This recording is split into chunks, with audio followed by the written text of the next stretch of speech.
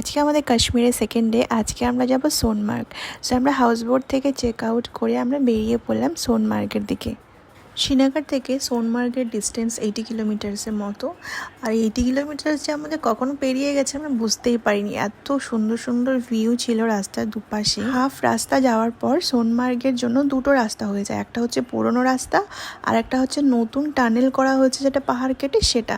তো আমাদের একটা কাজের জন্য পুরনো রাস্তা নিতে হয়েছে, আর আমরা সো লাকি যে আমরা পুরনো রাস্তাটা নিয়েছি। এত সুন্দর ভিউ দেখতে পেলাম। টানেলটা নিলে তো অত ভিউ দেখতে পেতাম না। তাই কেউ যদি সোনমার্গ আসো তাহলে অবশ্যই ড্রাইভারকে বলবে যে পুরনো রুটটা নিতে, খুব সুন্দর।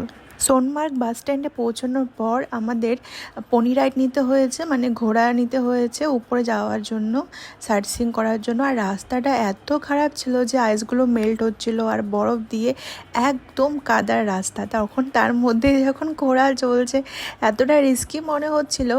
আর ঘোড়ার চলা দিয়ে একটা ঘোড়া আরেকটা ঘোড়ার সঙ্গে এরকম করে লেগে যাচ্ছে। আমার তো সাদা ড্রেস পুরোটাই কাদা কাদা, এরকম স্পট লেগে গেছিলো। সে একটা রিস্কি রোড পেরিয়ে আমরা চলে গিয়েছিলাম আমাদের ডেস্টিনেশনে। আর এত সুন্দর ভিউ ছিল ওখানে পৌঁছানোর পর, জাস্ট ওয়াও, জাস্ট ওয়াও, এত সুন্দর। ওখানে অনেক ধরনের অ্যাক্টিভিটি করার ছিল, যেরকম স্লেজ রাইড রয়েছে, স্নো বাইক রয়েছে, পনি রাইড রয়েছে। তারপর আমি ওখান থেকে বুক করে নিয়েছিলাম স্লেজ রাইড। তো আমি স্লেজ রাইড করছিলাম, দেখো এটাতে আমাকে টেনে নিয়ে যাচ্ছিলো। আর আমি যখন ঘোড়া করে আসছিলাম তখন দেখো আমার সাদা বুটের মধ্যে এত কাদার স্পট লেগে গেছিলো। So please ignore. তারপর ওখানে আমি অনেক অনেক ফটো, অনেক অনেক রিলস বানিয়ে নিয়েছিলাম। রিটার্নের সময় আমরা সেই নতুন রাস্তাটা নিয়েছিলাম যেটা টানেল দিয়ে আসতে হয়।